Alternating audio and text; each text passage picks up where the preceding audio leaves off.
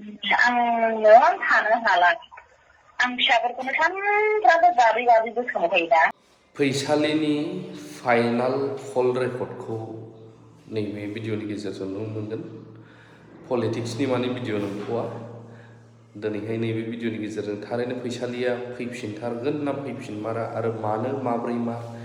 बैयो पबित्रआ साथाम साब्रै दं जाहैदों बेखौ नैबे फुल भिडिअआव मोनजोबगोन नोंथांमोना। माने मासा मोनसे फेमास जागा नालाय ओमफ्राय बिनि खाथियावनो कारसर दङ। ओमफ्राय बे बर' रोंमारा एक्सुलि बर' रोंमारासो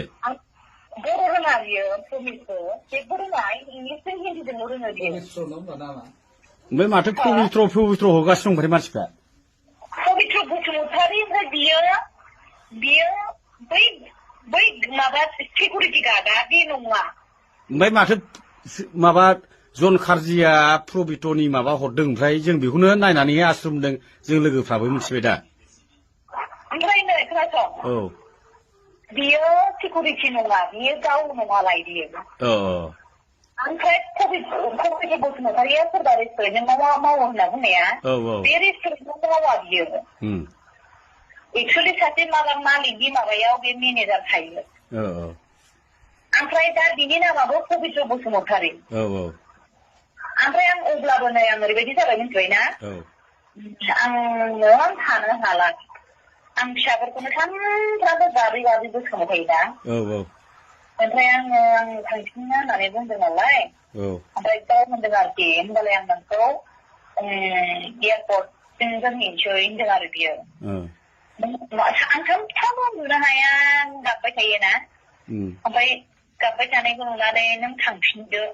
आं नोंनि हासबेन्डजों रायज्लायनोसै होनना बुंबाय थायो बियो आंखौ।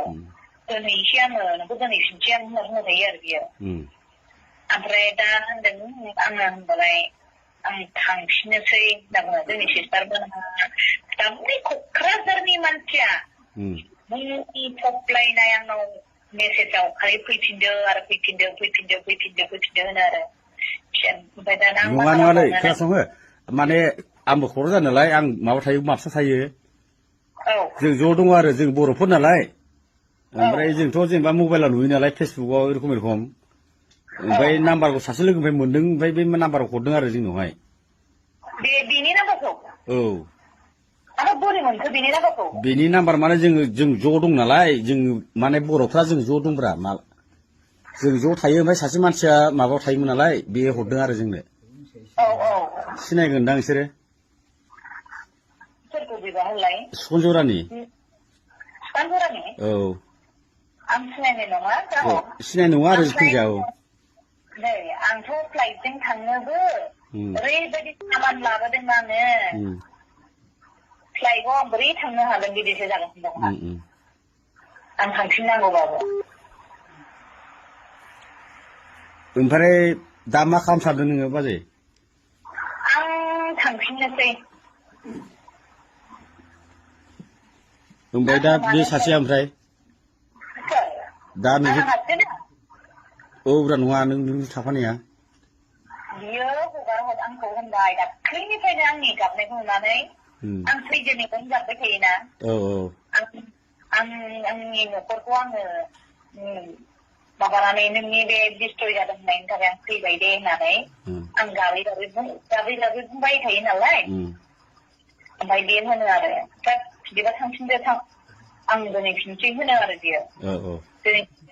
दोनहैफिनसै होननानै ओमफ्राय दाना होनबाय आंनो थाबोबाय लासिंसिम आं बोरै थांफिननो नै बेबायदिबो फैलायलाङो आरो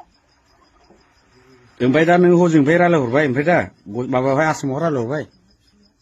दा आङो आंनि हासबेन्डजों आं रायज्लायगोन मिथिबाय आंनि हासबेन्डआ जुदि आंखौ एक्सेप्ट खालामाबा आं बेजोंनो थानोसै। दे रायज्लायग्रोदो जोंलाय माथो खालामना जों ज' दं नालाय जों रायज्लायदों आरो बेखौनो जोंनि आसामनिफ्राय एरखम जादों नालाय जोंबो माने नागिरनो सानदोंमोन नालाय बेखौनो नागिरनाङा दे आं दङ आं जेबो सिन्था खालामनाङा नांगौबा नोंखौ कन्टेक्ट खालामनो मिथिबाय ना जों जादों नोङो नोंनि हासबेन्डजों रायज्लायहरदो नों मा खालामो मा खालामा नों रायज्लायहरदो फैफिनना मायो जिखुनु जाया जोङो ज' दङ नालाय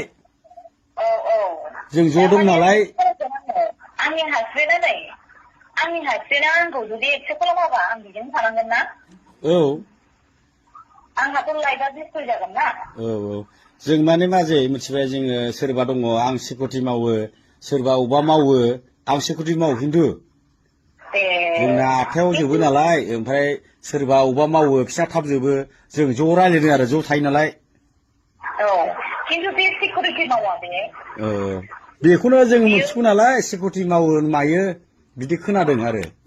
ओमफ्राय बे पबित्र बसुमतारिया बे सोरदि बे ओमफ्राय पबित्र बसुमतारि जिखुनु जाया फरवरिनि माबा 2013 थांनायनि दंना मोनसे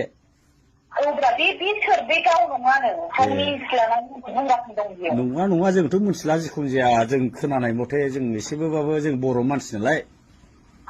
जोंबो ना Romi है ना तो पवित्र Basumatary Romi is like Romi. या तो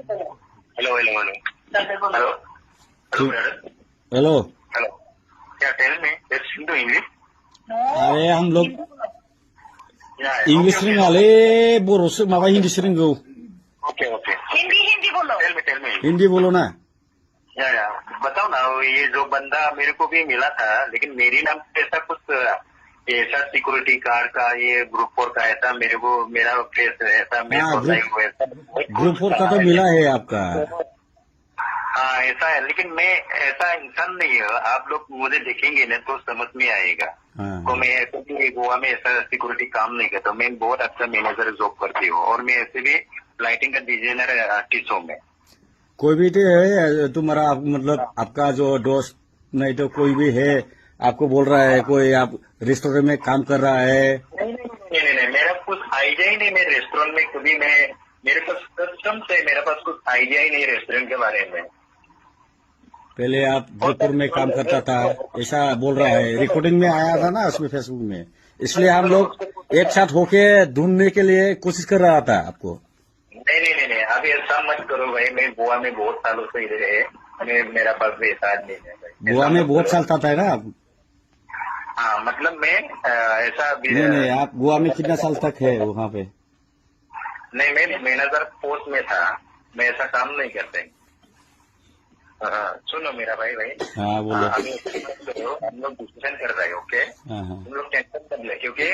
हम लोग तीनों का मैटर है प्रॉब्लम है पता है ना तीनों का मैटर है वो हम लोग तीनों का मैटर है जो भी कैसे प्रॉब्लम करना है आपको मालूम है कैसा क्या नहीं करना है ओके आप लोग टेंशन मत करो जो भी मैटर है हम लोग का तीनों का हम लोग मैटर सोल्व करके सुलझा लेंगे हम लोग ठीक है आप लोग हमको चाहिए तो कांटेक्ट करो हम लोग मापसा में है सुनो मैं तो उसको छोड़ने के लिए तैयार हूँ लेकिन फिलहाल अभी उसके हस्बैंड को मैंने कॉल लगा रहा है तो उसका हस्बैंड ने फोन नहीं उठाया अगर हस्बैंड अगर एक्सेप्ट किया तो अच्छा है एक्सेप्ट कैसा करेगा अभी सुनो वही तो बात करने के लिए मैं फोन कर रहा हूँ हम दोनों अगर उसका हस्बैंड एक्सेप्ट किया मैं इसको छोड़ के आता था ठीक है आप उसको फोन करते रहो फिर नहीं किया तो मेरे साथ रुकना पड़ेगा ना भाई तो इसलिए आप लोग ऐसा सुनने का वो करने का ऐसा वगैरह ऐसा मत बोलो ठीक है हम लोग मापसा में है हाँ हेलो मापसाव दं जोङो मोनथिबाय कन्टेक्ट खालामनो जाबाय मालाबा नांगौबा खोनासं माबा आं बोरायजों रायलायगोनसै हा रायलायग्रोदो दे जों होमबालाय जों थांला मोनथिबाय नागिरला जों होमबालाय नोंसोर दंबालाय नागिरनाङा आं सोंहरगोन दे नागिरनाङा नागिरला जों माने जों ज' दंमोन नालाय जोंनि बर' मानसिया जोङो माने खोनादों नालाय एरखम ओमफ्राय नै आं नांगौबा नोंसोरखौनो फन खालामो मिथिबाय ना दे नांगौ फन खालाम जाबाय ओमफ्राय खोनाबाय जिखुनु जाया हजोंहाय नोङो रायलायहरग्रोदो माबाजोंहाय जोंनि आदाजोंहाय फार्स्ट टाइमावहाय आदा माने जेनेबा नै बिदिजोंब्रा माबा आसामनिजोंहाय जोंथ' जों मा बुंबावनो आसामनि आंनि बोरायजों औ बेखौसो होनदां आं कन्टेक्ट लायगासिनो दङ नों कन्टेक्ट लाग्रोदो गाव राजिबा फैदो राजि नङाबा थांदो बेजोंनो गाव राजि जाबालाय माथो फैनांगोन ना नोङो आं गाव फैदो फैनायखौलाय होनना बुंबा फैनोसै गाव आं एक्सेप्ट खालामनो हाला होनना बुंबा बेयावनो थांसै मिथिबायना दे जों होमबालाय जोङो थाबाय थासै जोंनि लोगोफोरखौबो मा बुंबावनो होमबालाय जों ज' दंमोन नालाय बाहायनो ज'नो जों बेखौ सावरायगासिनो दं आरो दा नों ओरैबायदि खालामनो मिथिबाय नोंसोरो आंजों रायलायनो मोनबाय गाव फिसाइजों रायलायनो नागिरदों फिसाइजों जुदि एक्सेप्ट खालामोबा गाव थांगोननो ओमफ्राय एक्सेप्ट खालामाबा आरोखि बिजोंनो थांसै आङो दे नोङो खबर हरबानो जाबाय दे आं नोंनो हरफिनगासिनो आंनि नाम्बारखौ सेभ खालामना लादो दे दे जों दङ बिराद बुरजा दङ बर'फोर दे दे आं नोंखौ लागोन मिथिबाय आंनिखौ लाथार बे नोंनि दा